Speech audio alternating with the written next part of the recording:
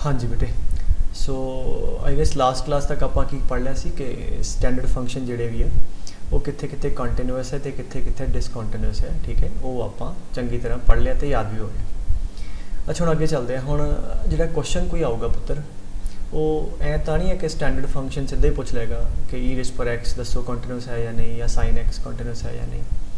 तो की होएगा सवाल बेसिकली कोई भी होंदा है वो इन्हां स्टैंडर्ड फंक्शन दी कॉम्बीनेशन की होंदी है, इन्हां दी plus minus multiply divide etcetera.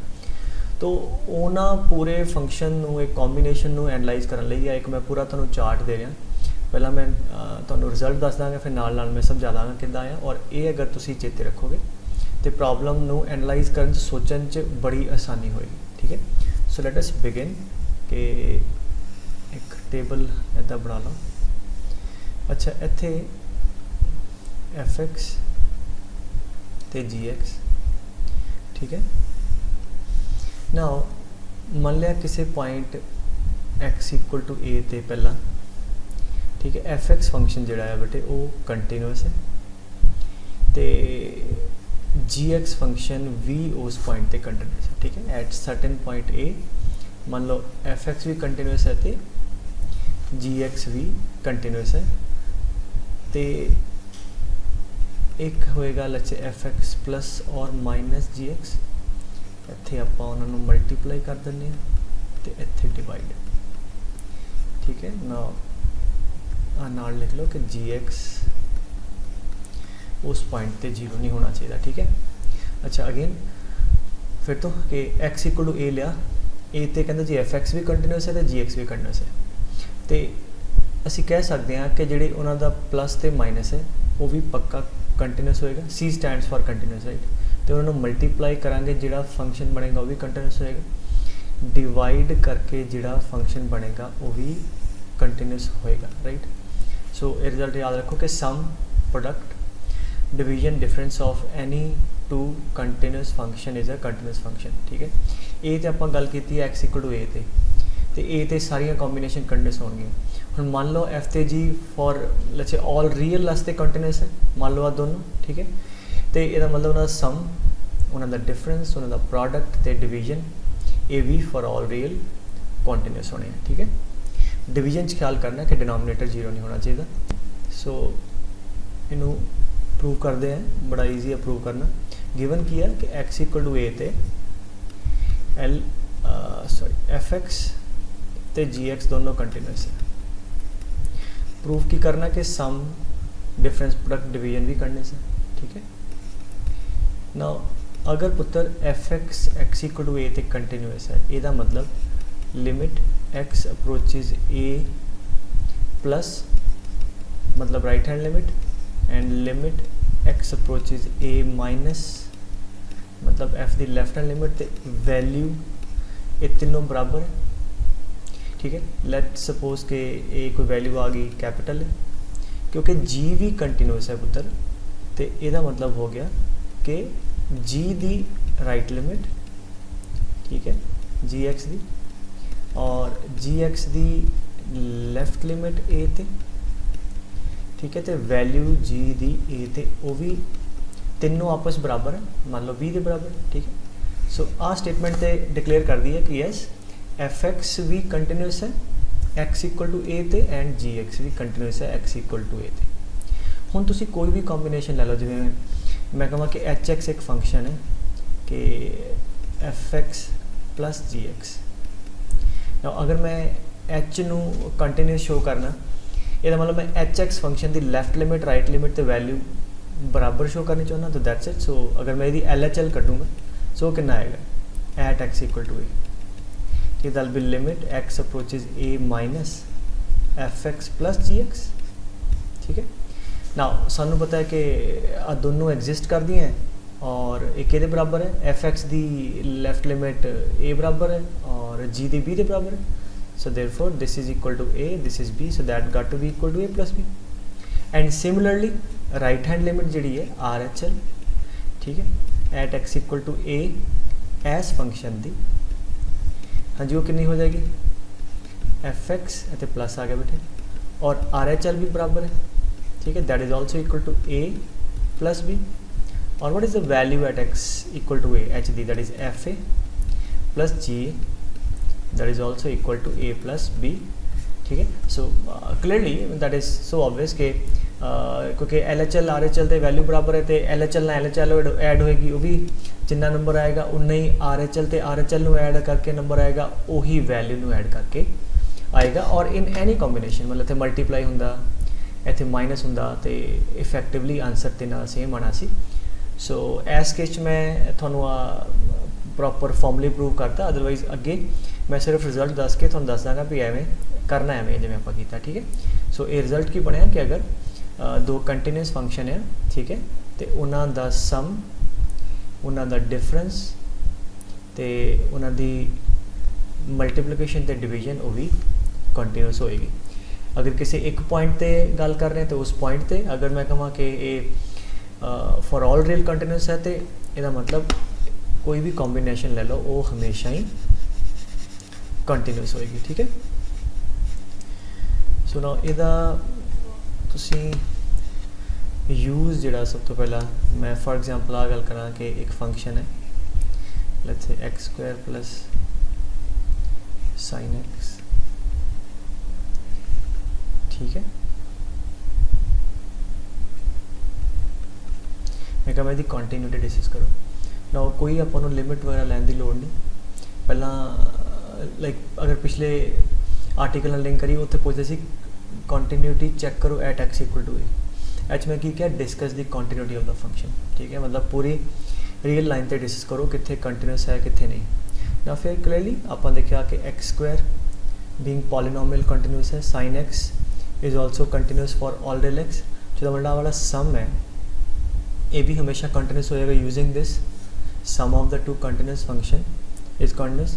सो आ हुण कंटिन्यूअस है into e the power x which is also continuous, so मतलब इन्हां दा प्रोडक्ट भी कंटिन्यूअस हो गया। सो न्यूमिनेटर कंटिन्यूअस है, denominator being polynomial it is continuous, और नॉन जीरो है, कभी भी जीरो नहीं है, x the power 10 + 1, so this is also continuous. So we can से division of two continuous function is always continuous, hence we can say आ जिहड़ा function लिखा है this is continuous for all real x, ठीक है। बस इस चीज़ का ख्याल रखना। इदा हुण इहदे च इहो जिहा सवाल होवे तो कोई आपां नूं लिमिट कड्ढण दी लोड़ नहीं है, पहला क्वेश्चन वेखो कि ब्रेकअप कर लो, जिद्दां हुण मैं पिछले क्वेश्चन कीता है। जे कोई डिसकंटिन्यूटी वाले आएंगे वो अगली रोज़ आ जाएंगे, उन्होंने वरत लांगे। फिर यदि होर एग्जाम्पल देख लो, इफ आई से के mod x + 1 plus sine cube x, you know इदा कोई भी एग्जाम्पल मैं कहूँ h x is this, discuss the continuity. Discuss की करनी है कंटिन्यूस ही है, बिकॉज mod of x या mod of x + a is always continuous for every real x, ठीक है। साइन क्यूब हमेशा कंटिन्यूस है, ठीक है। So sum of two continuous function is also continuous function for all real, ठीक है। Domain भी यदि ऑल रियल है तो पूरी रियल लाइन तो ये कंटिन्यूस है, ठीक है। सो जिमें डोमेन की गल की है तो एक एग्जाम्पल लो, मैं कहूँ कि log x plus tan inverse x divide by this. पहले तो फंक्शन की डोमेन देखो, पहले जो एग्जाम्पल सीगियां वो सारे ऑल रियल तो डिफाइंड सी। tan inverse x is always defined है for all x belong to real, -∞ graph होंगे। पॉलिनोमियल की डोमेन ऑल रियल नंबर है, नॉन जीरो भी है। log x की डोमेन की है कि x है that should be greater than 0। ये मतलब इस एच एक्स फंक्शन का जो भी ग्राफ है 0 के बाद ही है, और अगर 0 के बाद की गल करिए log x भी कंटिन्यूस है हमेशा, tan इनवर्स x भी तो आ भी, सो सम भी कंटिन्यूस तो डिवीजन भी कंटिन्यूस। इसका मतलब एच एक्स है for all x greater than 0 it will be having a continuous graph, it is a continuous function when x is greater than 0, ठीक है। सो जिवें मैं पहला भी तो दस्या सी कि डिसकंटिन्यूटी वाले किहड़े होंदे आ, डिनोमिनेटर 0 tan x होएगा, ठीक है, greatest integer x, fractional part of x, ठीक है। तो उन्हां च आपां नूं चैक करन दी लोड़ पैगी। So I guess this is very important role in terms कि आपां नूं लिमिट चैक करन दी लोड़ नहीं पई, ठीक है। सैकेंड रो ते आ जाओ कि वो कहता कि एफ एक्स ते gx। अच्छा मान लिया fx किसी point x equal to a ते कंटिन्यूस है, gx डिसकंटिन्यूस है। तो हुण इन्हां दे बारे की कह सकते हैं उसकी गल करते हैं। ठीक है, हाँ जी, सोचो की हो सकता है। मतलब fx कंटिन्यूस है एट x इक्वल टू ए, ਇਹਦਾ मतलब की हो गया कि fx ਦੇ मतलब मैं तो लिखता लैफ्ट हैंड लिमिट इत्थे वैल्यू फंक्शन दी ते इत्थे राइट हैंड लिमिट, क्योंकि x equal to a continuous है, ਇਹਦਾ मतलब फंक्शन दी left limit right limit value same. ठीक है, हुण मैं वो लिमिट x अप्रोचेज वाला उदा नहीं शो कर रहा, इदा समझो। ਇਹਦਾ मतलब कि लैफ्ट हैंड लिमिट ते राइट हैंड लिमिट ते वैल्यू सारियां सेम।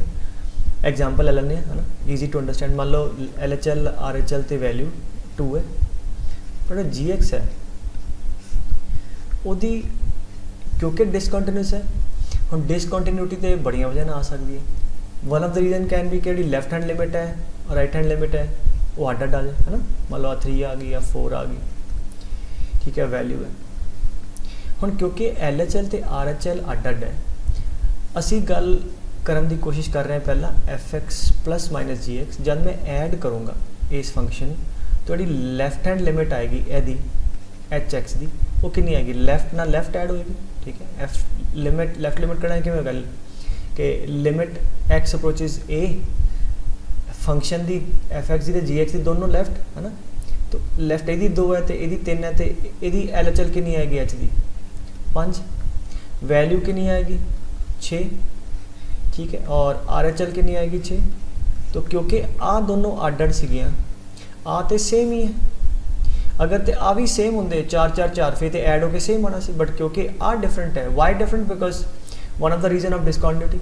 सो अगर यदि LHL तो RHL अड अड है तो प्लस या माइनस करके भी यदि भी अड अड आ जानी है। यदा मतलब fx प्लस माइनस gx पक्का डिसकंटिन्यूस होएगा। ठीक है, तो जे gx की डिसकंटिन्यूटी हुई नॉन रिमूवेबल टाइप के LHL तो RL चो एक लिमिट एग्जिस्ट ही नहीं करती, तो फिर तो पक्का ही है डिसकंटिन्यूस। मान लो आ लिमिट ही नहीं एग्जिस्ट करती, फॉर एग्जांपल समझ आ रही गल। मान लो आ लिमिट डज नॉट एग्जिस्ट है, ठीक है, राइट एग्जिस्ट कर गई 5 आ भी 5 है। हम जब आप ऐड करांगे 2 plus does not exist does not exist, तो यदा मतलब सम दी लिमिट भी एग्जिस्ट नहीं करेगी। तो मतलब अगर एक फंक्शन किसी पॉइंट पे डिसकंटिन्यूस है, ठीक है, तो दूजा उसे पॉइंट पे कंटिन्यूस है, यदा मतलब सम ते डिफरेंस पक्का उस पॉइंट पे डिसकंटिन्यूस होएगा। ठीक है, ये आपां नूं फायदा की होया कि आपां नूं सॉल्व करने की लोड़ नहीं पई। सो असीं देख लांगे कि जिहड़े जिहड़े पॉइंट पे एक डिसकंटिन्यूस है उन्हां पॉइंट से ओवरऑल डिसकंटिन्यूस हो जाएगा। रीजन में समझाता है क्योंकि उहदी जिहड़ा डिसकंटिन्यूस है उहदी LHL ते RHL अड होएगी। सो प्लस माइनस करके यदि फाइनल फंक्शन की लिमिट भी अड अड आएगी। ठीक है, let us take few example of this कि जो मैं कहा कि hx is let's say greatest integer x plus sine x। ठीक है, अच्छा नाउ डाउटफुल पॉइंट किया है एस ओवरऑल फंक्शन दे साइन x ते हमेशा for all real x continuous है, नो प्रॉब्लम भी है। इंटीजर x कितने कितने डिसकंटिन्यूस होंगे एट ऑल इंटीजर्स। तो यहो जी पता की कराया करो, ख्याल ना समझो। हम 2-3 एग्जाम्पल केस बना लो। पहला केस, ठीक है, केस 1 के let x is not integer. ठीक है, मान लिया x इंटीजर नहीं है। अच्छा इदा क्यों लिया, क्योंकि सानू पता आ वाला फंक्शन है इंटीजर तो डिसकंटिन्यूस है तो नॉन इंटीग्रल पॉइंट ते कंटिन्यूस है। ठीक है, सो आप केस ले लिया कि पहला x नॉन इंटीग्रल पॉइंट। सो अगर x इंटीजर नहीं है तो व्हाट अबाउट दिस फंक्शन। हाँ जी दसो, इंटीजर x की होएगा कंटिन्यूस, नॉन इंटीग्रल पॉइंट ते एक कंटिन्यूस है। ठीक है, these are non integral point, इन्हें तो कंटिन्यूस है।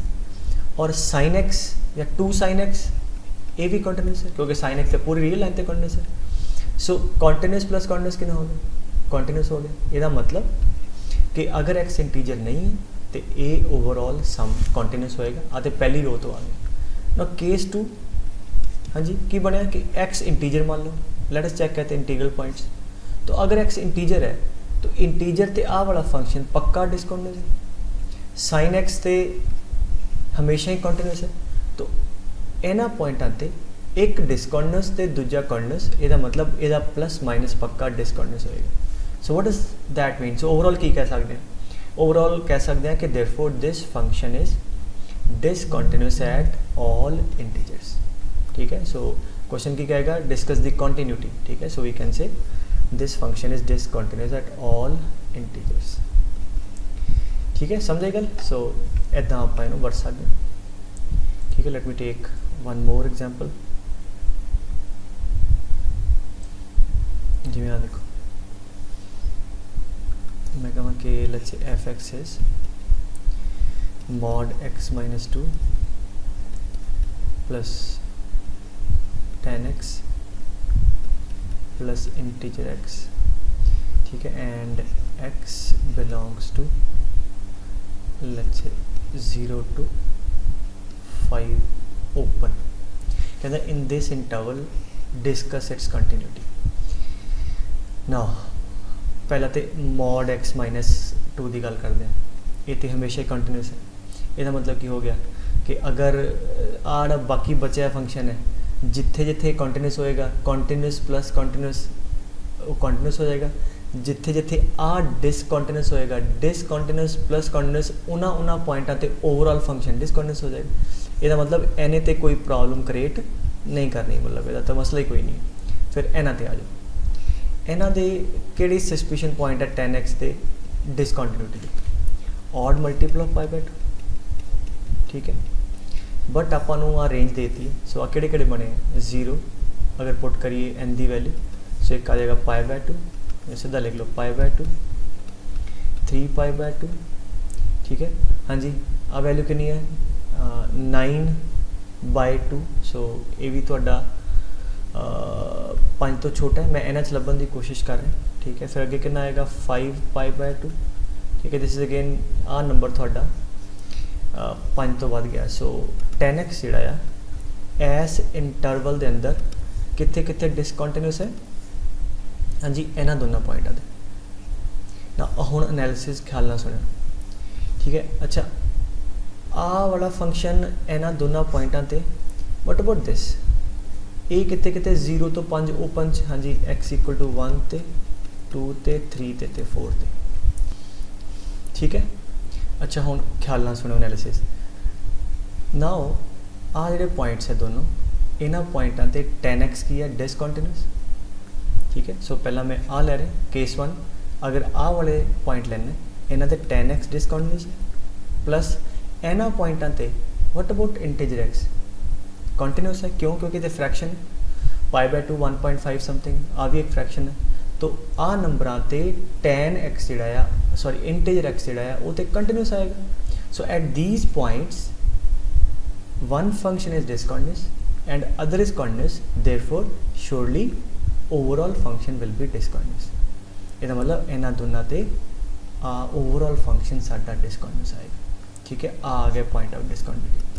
फिर इन्हां ते चेक करते हैं एट दीज पॉइंट्स, इन्हां पॉइंटां ते की होगा जिहड़ा आ वाला साडा फंक्शन इंटीजर वो तो पक्का डिसकंटिन्यूस प्लस 10x इन्हां पॉइंटां ते की है कंटिन्यूस है। क्यों? क्योंकि 10x किना ते डिसकंटिन्यूस होंदा odd number into pi by 2, ये तो प्रॉपर इंटीजर है। ठीक है, तो इस करके 10 कंटिन्यूस है आ डिसकंटिन्यूस, तो सम की होएगा एक कंटिन्यूस दूजा डिसकंटिन्यूस। तो at this point this sum will be discontinuous.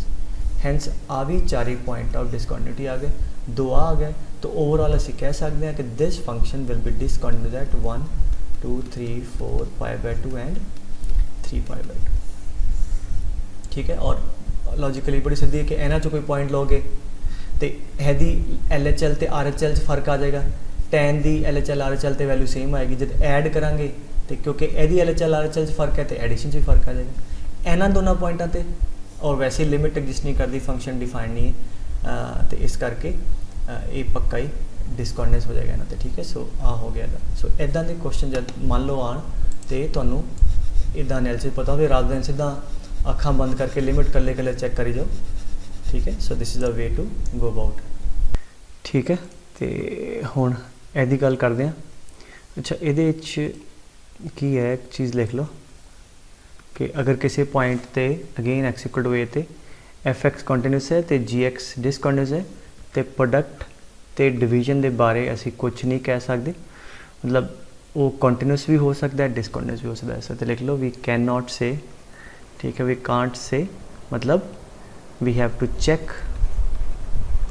ठीक है। यहो जे case check L H L at that point and R H L and value, और फिर तुम चेक करके देखो अगर तो L H L R H L बराबर आ गई, ठीक है, तो मतलब तो वैल्यू के बराबर फिर कॉन्टीन्यूस, नहीं तो नहीं। तो ये आप सीधा प्रोडिक्ट नहीं कर सकते, आपको सॉल्व करना पएगा, मतलब कहने की भाव आपको प्रॉब्लम प्रॉपर सॉल्व करना पएगा इन बोथ दी केसिस अगर आ गल है। सो पहली रो का फायदा सीगा क्योंकि सॉल्व नहीं करना पाया, बिना सॉल्व किए वी कैन से कि कॉन्टीन्यूस फंक्शन दी आ कॉम्बीनेशन हमेशा कॉन्टीन्यूस होएगी। आ भी फायदा सीगा क्योंकि अगर पता है कि एक डिसकॉन्टीन्यूस है दूजा कॉन्टीन्यूस है, सम डिफरेंस पक्का डिसकॉन्टीन्यूस होएगा, प्रोडक्ट डिवीजन के बारे कह नहीं सकते, ठीक है। क्यों नहीं कह सकते, एग्जाम्पल देख लो, जिमें मान लो एफ एक्स है, उदी मान लो आर एच एल लच्छे इतने लैफ्ट लिमिट वैल्यू तो राइट लिमिट है, ठीक है। तो मान लो ये आई है 2 2 ते 2, ठीक है। तो जी एक्स दी सपोज करो आई है लच्छे 3 4 ते 2, हुण आ लिमिट ते वैल्यू बराबर नहीं है, जब मल्टीप्लाई करांगे तो क्लियरली लैफ्ट लिमिट आंसर आड आ जाएगा, 6 आएगा, वैल्यू आ गई 8, ठीक है, आ कुछ और आ गई, तो क्लियरली फंक्शन कॉन्टीन्यूस नहीं आया, ठीक है। हुण मान लो कि आ 2 2 2 की बजाय मान लो 0 0 0 होंदा, ठीक है, लिमिट एग्जिस्ट कर दी है और वैल्यू बराबर है। हुण जब मल्टीप्लाई करनी सी तो ओवरऑल प्रोडक्ट की लैफ्ट हैंड लिमिट 0 × 3 वो भी 0 आ जानी सी, प्रोडक्ट की भी एल एच एल 0, ठीक है, वैल्यू भी 0 ते, ठीक है, तो राइट हैंड लिमिट भी 0, तो इस केस 0 आ गया, एग्जिस्ट कर गया, ठीक है। तो इस करके प्रोडक्ट के case you cannot say anything, you have to check the limit and see के अगर एग्जिस्ट, अगर वैल्यू तीनों बराबर है तो एग्जिस्ट कर जाएगा, नहीं तो नहीं, ठीक है।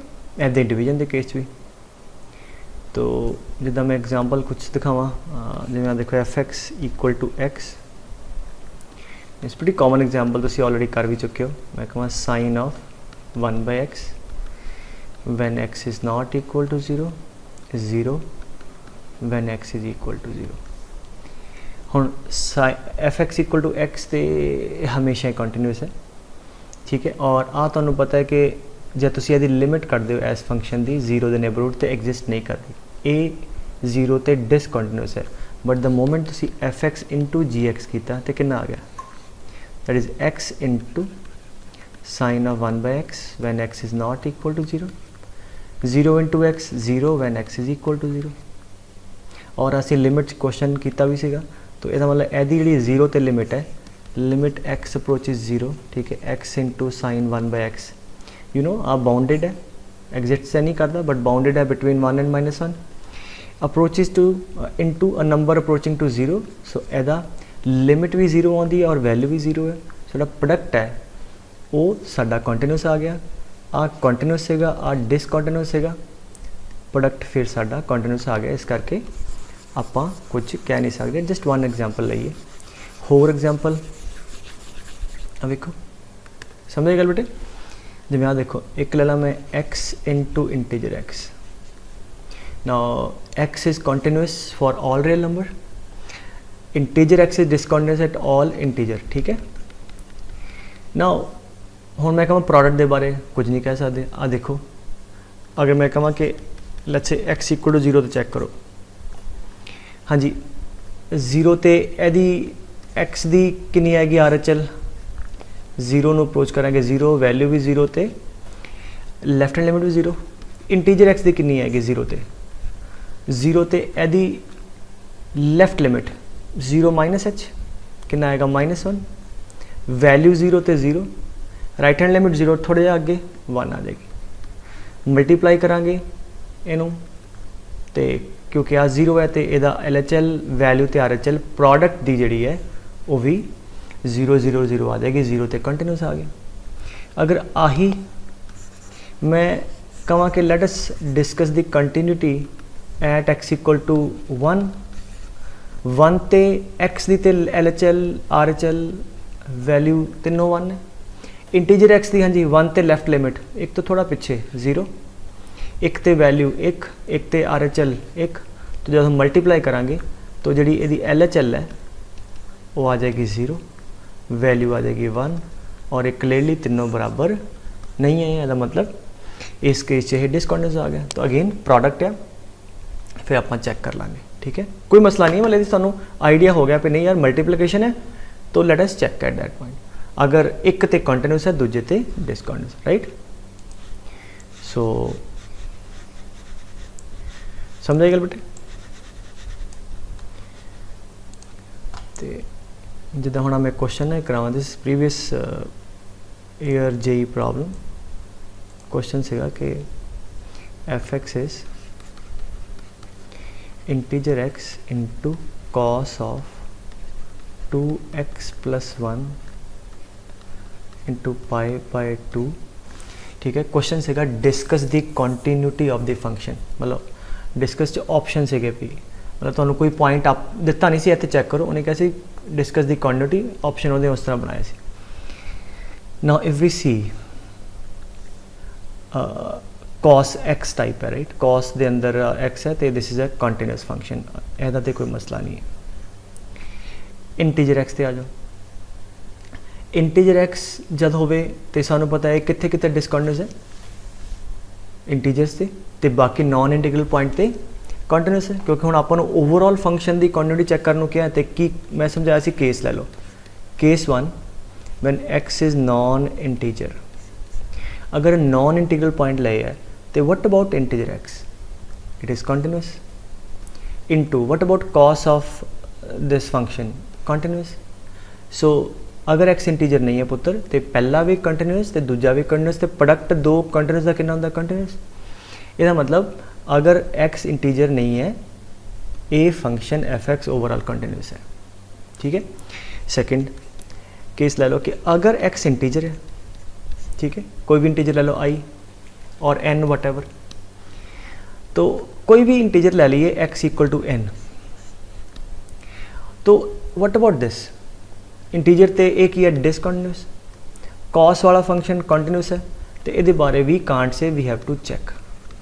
तो की करते हैं किसी भी इंटीजर n ते लिमिट चेक कर लेने दी, ठीक है, LHL RHL ते वैल्यू लेट अस चेक, और अगर ते बराबर आ गया तो ठीक है, नहीं तो डिसकंटिन्यूस हो जाएगा। हाँ जी RHL चेक कर लें, RHL at x equal to n, हाँ जी कितना होएगा लिमिट, हाँ जी x ਨੂੰ पुट कर देने n प्लस h, ठीक है, या सीधा ही वैल्यूट कर लिए हम। सो x अप्रोचेज n, हाँ जी n ते यदी राइट लिमिट कितनी आएगी, n तो थोड़ा जिहा अगे नंबर लावांगे तो इंटीजर n ही आ जाएगा, into cos of 2n plus 1 into pi by 2, that is the right hand limit. And LHL कितनी आएगी at x equal to n, limit x approaches n minus, इतने प्लस तो इतने माइनस, हाँ जी n minus integer n minus 1 into cos of 2, ऐसे तो n ही जाएगा इंटू पाई बाय 2, ठीक है। और वैल्यू कितनी है f of n integer of n which is n into cos of 2n plus 1 into pi by 2। I guess you should be able to tell the answer now. Cos of 2n plus 1 into pi by 2, odd multiple of pi by 2 the cos कितना होता 0, so 0 into n 0 आ जाएगा। Again आ वाली value भी 0 है, भावें इतने n minus 1 है, but because आ वाला नंबर 0 तो यदा आंसर भी 0 and similarly for the value. तो की हो गया कि नॉन इंटीग्रल पॉइंट ते कंटिन्यूस सेगा ही सेगा, इंटीजर पॉइंट ते डाउट सी ते आप चेक कर लिया, और इंटीजर पॉइंट ते कोई भी इंटीजर लिया एन एनी जनरल तो वो ते भी LHL RHL ते वैल्यू बराबर आ गया। मतलब at x equal to any integer a वी की आ गया फाइनली कंटिन्यूस आ गया। तो मतलब नॉन इंटीग्रल पॉइंट ते भी कंटिन्यूस है तो इंटीग्रल पॉइंट ते भी कंटिन्यूस है। व्हाट वी कैन से, इसका मतलब ए फंक्शन पूरी रियल लाइन ते की होएगा कंटिन्यूस होएगा। Is that clear? So that will be continuous on the whole real line. ठीक है पुत्र? सो इदा आप इनू एनालाइज करते हैं ਜਿਹੜੇ ਆ क्वेश्चन है छोटियां जी कॉम्बीनेशन प्लस माइनस दियां। ठीक है, हले आप दूसरी रो ते ही हाँ तो still let us take few more problems. ठीक है, समझ आना ज़रूरी है, बड़ा आराम नाल चलदा, कोई काल नहीं है। ठीक है, let us take one more example. मैं कहूँगा f x equal to x into fractional part of x. Again discuss the continuity. ठीक है, तो अगेन शुरू करो एनालिसिस। एक्स तो लीनियर है, ये तो हमेशा कंटिन्यूस है, आ हमेशा कंटिन्यूस है एक्सेप्ट इंटीजर्स। ठीक है, so fractional part of x दे पॉइंट ऑफ डिसकंटिन्यूटी किहड़े किहड़े है? 0 +-1 +-2 एंड सारे। तो फिर की करिए? अगेन केस ला लिए। पहला केस कि एक्स इंटीजर नहीं है। ठीक है, एक्स इन्हां चों कोई नहीं है। तो अगर एक्स इंटीजर नहीं है पुत्र तो आ वाला फंक्शन तो हमेशा कंटिन्यूस, फ्रैक्शनल पार्ट भी कंटिन्यूस, तो दो कंटिन्यूस फंक्शन का प्रोडक्ट भी कंटिन्यूस। ठीक है, सो तो मतलब नॉन इंटीग्रल पॉइंट ते ये फंक्शन कंटिन्यूस है। ठीक है, अच्छा इंटीग्रल पॉइंट ते ले लो कि कोई इंटीजर ले लो हुण आई जनरल, तो आई ते आ ते कंटिन्यूस है, आ डिसकंटिन्यूस है, तो ये बारे कह नहीं सकते। तो we have to check the LHL RHL। तो LHL RHL पे आ जाओ। ठीक है, सो किसी भी पहला LHL चेक कर लो। ठीक है, x इक्वल टू आई ते S function the. So limit x approaches i minus है क्योंकि मैं LHL चेक कर रहा हूँ ऑफ दिस फंक्शन। ठीक है, फ्रैक्शनल पार्ट नू सॉल्व करने दे दो तरीके, या तो x माइनस इंटीजर x करके कर लो या सीधा ग्राफ ना कर लो। ठीक है, तो किसी भी इंटीजर ते ठीक है लैफ्ट लिमिट कोई भी इंटीजर लो, सज्जे पासों जब ग्राफ नू अप्रोच करते हैं तो आंसर 0 वाल जा रहा है, इनू लैफ्ट हैंड साइड तो अप्रोच करते हैं तो आंसर 1 वाल जा रहा है। तो लैफ्ट हैंड लिमिट किसी भी इंटीजर ते कितनी जा रही है? 1 जा रही है। तो LHL जब आप आई माइनस कैलकुलेट करते हैं तो that will be equal to 1। ठीक है, एक्स की वैल्यू आई आ तो आई रहेगा, 2 आ तो x 2 ही पुट होएगा, 3 आ तो 3 पुट होएगा। तो आ हुण लिमिट पुट कर दो, that will be equal to i into एदी लिमिट आ जाएगी लेफ्ट 1। सो यदा आंसर आ गया आई। ठीक है, RHL चेक कर लो, RHL at x equal to I. ठीक है, आई प्लस ऑफ दिस एने ते आई ही रहना। एदी राइट हैंड लिमिट की है? किसी भी इंटीजर ते राइट हैंड लिमिट 0 है, 1 ते भी 0, 2 ते भी एंड सो ऑन। तो इनटू 0 आ 0 है एंड वैल्यू कितनी है? f ऑफ i, हाँ जी i into fractional part of integer which is 0 आ भी 0 है। ठीक है, इसका मतलब LHL RHL ते वैल्यू बराबर है। तो वट अबाउट LHL? आई की सी पुत्र? आई सी कोई भी इंटीजर आई सेगा ना, दिस इज़ बेसिकली आई। तो होना तो देखो कि अगर आई की वैल्यू कड़ी कड़ी 0 +-1 +-2, तो अगर तो आ वालियां आई दी वैल्यू लेने +-1 +-2, तो की हो रहा है कि LHL RHL ते वैल्यू बराबर नहीं आ रही। But if i is equal to 0, so 0 ते left hand limit, right hand limit ते वैल्यू बराबर है। तो मतलब ये फंक्शन 0 ते भी कंटिन्यूस है, तो किना तो डिसकंटिन्यूस हो गया सिर्फ आ वाले पॉइंट पे। ठीक है, सो की फाइनली की कह सकते हैं this. So non integral point ते भी कंटिन्यूस है, इंटीजर चों 0 ते भी कंटिन्यूस है। तो फाइनली किहड़े बच गए? आ पॉइंट है जिन्हां ते डिसकंटिन्यूस है। So function is discontinuous at हाँ जी +-1 +-2 एंड सो ऑन। ठीक है, या सारे इंटीजर्स एक्सेप्ट 0। ठीक है, सो ये तरीका है पुत्र इन्हों इन्हों के क्वेश्चनों सोचने का यहो जिहा। ठीक है, सो लास्ट रो भी फिल कर ली। लास्ट रो ज़्यादा कुछ फिल करने है नहीं कि कहता अगर fx ते gx किसी पॉइंट ते दोनों ही डिसकंटिन्यूस है। ठीक है, तो फिर की है कि इन्हां तिन्हां दे बारे मतलब प्लस माइनस कर लो, मल्टीप्लाई या डिवाइड कुछ नहीं कह सकते, तिन्ना दे केस च आपां नूं लिमिट चैक करनी पਊ। Can't say then we have to check LHL, ठीक है, RHL एंड वैल्यू, ठीक है। हुण इस चार्ट का फायदा हो गया ना, तुहानूं पता लग गया भी कित्थे कित्थे आपां सीधा दस सकते हैं, ठीक है, कित्थे कित्थे आपां नूं लिमिट चैक करने की लोड़ है, ये बेनीफिट होया, ठीक है। हुण जिद्दां ये क्यों हुंदा, जिवें एग्जाम्पल ले लो, हुण fx या जिवें इंटीजर x, gx ले लो पुत्तर fractional part of x equal to integers से आ भी डिसकंटीन्यूअस ते आ भी डिसकंटीन्यूअस, ठीक है। हुण आपां केस की ले रहे हैं कि किसी पॉइंट ते दोनों डिसकंटीन्यूअस, जे इन्हां दोनों नूं मैं ऐड करदा तो नवा फंक्शन की बनया integer x plus fractional x that is x, ये तो हमेशा कंटीन्यूअस होंदा, ठीक है। सो डिसकंटीन्यूअस प्लस डिसकंटीन्यूअस कंटीन्यूअस आ गया। अच्छा, अगर मैं लेना 2 इंटीजर x तो आ वाला x नहीं आएगा, आ फिर थोड़ा देखोगे बड़े सारे पॉइंट पे डिसकंटीन्यूअस आ जाएगा, तो अगेन कंटीन्यूअस भी आ सकता है, डिसकंटीन्यूअस भी। Similarly in the case of product and division, इसका मतलब we have to check the limit, ठीक है। नटशेल के अंदर लिमिट चैक करांगे तो अगर फंक्शन LHL RHL बराबर आ गई तो वधिया।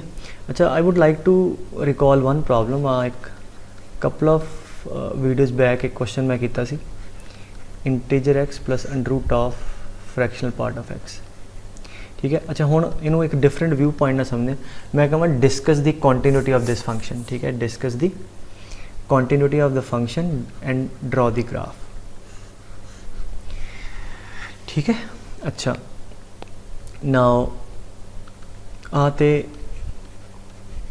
इंटीजर x की है, इंटीजर्स से डिसकंटीन्यूअस, फ्रैक्शन भी इंटीजर्स से डिसकंटीन्यूअस। सो सानू पता है कि ये दोनों फंक्शन जेडे आ इंटीजर से डिसकंटीन्यूअस, तो एनालिसिस किवें करिए, अगेन केस 1 ले लो, केड़ा कि let x is not an integer, अगर x इंटीजर नहीं है तो आ भी कंटीन्यूअस तो फ्रैक्शनल पार्ट भी कंटीन्यूअस, ठीक है। Continuous the under root continuous होएगा, we know under root x continuous होंदा है, वो आप आगे कॉम्पोजिशन भी पढ़ांगे, बट फिलहाल if x is non integer आ भी कंटीन्यूअस तो आ भी continuous, so sum of 2 continuous function will be continuous. इसका मतलब इंटीग्रल पॉइंट अगर नहीं है तो आपको कोई बॉदरेशन नहीं है, पक्का कंटीन्यूअस होएगा, कुछ लिमिट चेक करने की लोड़ नहीं, ठीक है। केस 2 की हो गया कि x ले लो इंटीजर, कोई इंटीजर तो हुण पहला भी डिसकंटीन्यूअस है प्लस दूजा भी डिसकंटीन्यूअस है, तो दोनों डिसकंटीन्यूअस है, सम दे बारे you can not say, then we have to check the limit. So किसी भी आई तो आप लिमिट चेक कर ली, लेट चेक LHL RHL, और मैं याद करा दा क्योंकि आप 1-2 वीडियोज़ पहले ही किया तो यदि लिमिट एग्जिस्ट कर जाती सी, ठीक है। क्विकली लिमिट लिख लिए, पहला RHL, ठीक है, हाँ जी, h अप्रोचिज 0, आई ते गल कर रहे हैं, सो इत्थे पुट करो i प्लस h, ठीक है, plus under root of i plus h minus integer of i plus h, ठीक है।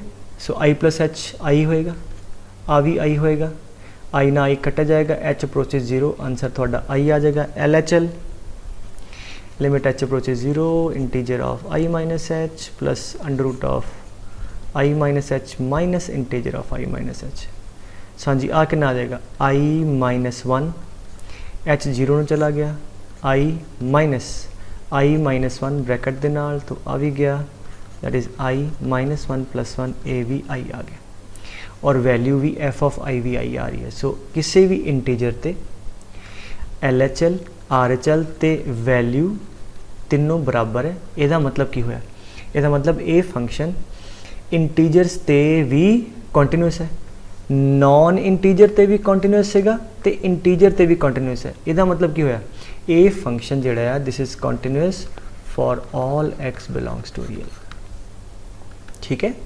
सो आ इसका फायदा। अच्छा, अगर मैं कहूँ ग्राफ, तो let us try to plot the graph of the function, ठीक है, इनू पीस वाइज डिफाइन कर लीए। अच्छा, क्योंकि इंटीजर वाले प्रॉब्लम से ब्रेक करना पैंदा ना इंटीग्रल पॉइंट पे। अच्छा, पहला x अगर 0 और 1 दे विच तो आ की होएगा, इंटीजर आ 0 आ जाएगा, और आ वाला भी 0, तो फंक्शन की आ गया अंडर रूट x, अच्छा x अगर 1 तो 2 दे विच है तो एदा आंसर क्या आएगा 1, एदा under root of x minus 1, ठीक है। इदां ही चलता रहेगा, 2 तो लैके 3 दे विच आएगा 2 plus under root of x minus 2, इदां ही पिछे नूं आपां सिमिलरली ये डेफिनेशन एक्सटेंड होती रहेगी। सो लेट अस सी कि इनू अगर प्लॉट करके देखते हैं कि ये बनता की है ना। वो की कहता है कि 0 और 1 दे डेफिनेशन की है y equal to root x. So this is 0 minus 1 1 2 3 4, ठीक है। अच्छा अंडर रूट एक्स का ग्राफ बेटे आ होंगे यहो जा। So this is the graph of y equal to under root x और 1 ते वैल्यू कितनी है अंडर रूट ऑफ 1 1, तो दिस पॉइंट इज 1,1, ठीक है। आ पॉइंट 1 1। अच्छा लुक एट दिस, 1 और 2 दे विच वाला ग्राफ है, एक ही है 1 plus under root of x minus 1। Transformation वरतो पहला अंडर रूट एक्स बना लिया, ਉਹਦੇ ਚ अंडर रूट एक्स की जगह x माइनस 1 कर दो तो की होएगा बेटे आ वाला ग्राफ एक यूनिट राइट में आ जाएगा। सो सॉर्ट ऑफ इदा का आ जाएगा, ठीक है बिल्कुल। और आ कोआर्डीनेट कितना होएगा बेटे 2,1, ठीक है। ये तक आए फिर वो आप 1 ऐड करता, मतलब आ वाली ब्रांच पूरी एक यूनिट ऊपर चल जाएगी। तो 0 आज थे वो 1 ते आ जाएगा, 1 वाला 2 ते आ जाएगा। सो आ हंप इस तरीके ने इत्थे आ जाएगा। So this point will be हाँ जी 2,2, ठीक है। अच्छा आ की है तीजा under root of x minus 2, तो की होएगा अंडर रूट एक्स माइनस 2 करने दे नाल 2 यूनिट राइट ते आ जाएगा, ये इत्थे आ जाएगा आ वाला। फिर की है प्लस 2, तो जिहड़ा आ वाला पॉइंट इत्थे 2 यूनिट ऊपर मतलब 1 2, तो इत्थों शुरू होएगा आ एक होर ऊपर ये इदा आ जाएगा। सो इदां ही 3 4 ये गां एवें चलता रहेगा पिछे एवें, ठीक है। आ तुहाडा ग्राफ बन जाएगा, ठीक है। This is under root x आ वाली ब्रांच इत्थों इत तक, आ वाली 1 plus under root x minus 1 आ वाली branch and so on. And we see वो इंटीजर्स से इदां जुड़े डेफिनेशन चेंज कर दी ना, एक तो पिछे कुछ होर डेफिनेशन है, एक तो अगे कुछ होर, बट हुण जुड़ते पे आ कि नॉन इंटीग्रल ते कंटीन्यूस हैगा, हरेक इंटीग्रल पॉइंट ते भी कंटीन्यूस है, ठीक है। सो इस करके हुणे देखो ट्रांसफॉर्मेशन का भी यूज़ हो गया, तो नाल ही आपां कंटीन्यूटी का इनू भी यूज़ कर लिया, ठीक है। So this is very important. अगर तुसीं क्वेश्चन करना पहला वेखो कि कला आइसोलेटेड प्रॉब्लम है, कला सिंगल फंक्शन दिता है, वो सीधा कर लो, प्लस माइनस है तो इन्हां नूं वरतो, ठीक है। तो बाकी लेटस एक दो क्वेश्चन होर करा देना तुहानूं मैं। अच्छा जी मैं देखो मैं कहूँ 1/x प्लस हाँ जी signum x discuss the continuity. अच्छा अगेन एदे कितने डाउटफुल पॉइंट है x equal to 0, signum x भी कितने होंगे x इक्वल टू 0 दे, ठीक है। अच्छा हम मतलब की केस लईए कि पहला when x is not equal to 0, 0 नूं छड्ड के आ हमेशा ही कंटिन्यूस है, ठीक है। अगर x 0 नहीं है पुत्र 1/x तो हमेशा ही कंटिन्यूस है, और सिग्नम x भी हमेशा ही कंटिन्यूस है, राइट। सिग्नम द ग्राफ सिर्फ 0 ते डिसकंटिन्यूस है, ठीक है। सो अदरवाइज हमेशा कंटिन्यूस है। सो दो कंटिन्यूस फंक्शन का सम कंटिन्यूस, इसका मतलब 0 तो अलावा कोई पॉइंट लोगे, कोई रियल नंबर लोगे या कंटिन्यूस आएगा। सो 0 ते आ जाओ, 0 ते मसला ही कोई नहीं है, क्योंकि 0 तो यार डिफाइंड ही नहीं है, 1/0 नॉट डिफाइंड, वो तो मैं पहला भी लिखाया सी। तो यदा मतलब आ फंक्शन डिफाइंड नहीं है तो ओवरऑल फंक्शन भी डिफाइंड नहीं है, तो यदा मतलब 0 ते फंक्शन पक्का डिसकंटिन्यूस है, ठीक है। 0 छड़ दिए तो कंटिन्यूस है, at x equal to 0 this function is not defined, hence overall भी डिफाइंड नहीं है, ठीक है। यदि वैल्यू तो सिग्नम ऑफ 0 0 आ जाएगी, 0 प्लस अनडिफाइंड तो अनडिफाइंड ही, ठीक है। So therefore at x equal to 0 function is discontinuous, why because of this, ठीक है। बाकी हो सकता है कोई कॉम्बिनेशन बना के सिग्नम ना कंटिन्यूस बनाया जा सकता है, बट जब अनडिफाइंड ही हो गया फिर तो मसला ही खत्म है, ठीक है। तो होर एग्जांपल देख लो कोई कि 1/, देखो हाँ, fractional part of x plus signum x, ठीक है। हाँ जी, ਇਹਦੇ पॉइंट ऑफ डाउटफुल पॉइंट ਕਿਹੜੇ ਆ, इंडिपेंडेंटली ਇਹਦੇ ਤੇ ਹੈਗੇ इंटीजर्स, ठीक है। सिग्नम ਦੇ ਕਿਹੜੇ ਆ, x इक्वल टू 0, और ਇਹਦੇ ਕਿਹੜੇ ਹੈ 0 +-1 +-2 एंड सो ऑन, ਇਹਦਾ ਕੱਲਾ x इक्वल टू 0। तो फिर की करिए, तीन केस ना ले लीए क्योंकि 0 कॉमन है। तो पहला आप करते हैं case 1, when x is not an integer, integer नहीं है तो 0 भी निकल गया, इंटीजर भी निकल गया। तो अगर x इंटीजर नहीं है तो आ की होएगा कंटिन्यूस, सिग्नम भी की होएगा कंटिन्यूस, तो कंटिन्यूस प्लस कंटिन्यूस कंटिन्यूस हो गया। इसका मतलब कोई भी नॉन इंटीग्रल पॉइंट ते फंक्शन ओवरऑल कंटिन्यूस है, ठीक है। फिर ले लो let's say x equal to 0 तो चेक कर लीजिए, 0 ते की होगा, पता क्यों कर रहे हैं, क्योंकि 0 ते आ भी डिसकंटिन्यूस है तो आ भी डिसकंटिन्यूस है, ठीक है। Discontinuous plus discontinuous we are not sure, we have to check the limit. So 0 ते आ भी डिसकंटिन्यूस, दूजा भी, इसका मतलब we have to check the limit. Now limit check कर लो, हाँ जी RHL, हाँ जी कितनी आएगी फ्रैक्शनल पार्ट दी दसो, RHL value, left hand limit कितनी आएगी 0 ते 1, वैल्यू कितनी आएगी 0, और right hand limit 1, signum x दी,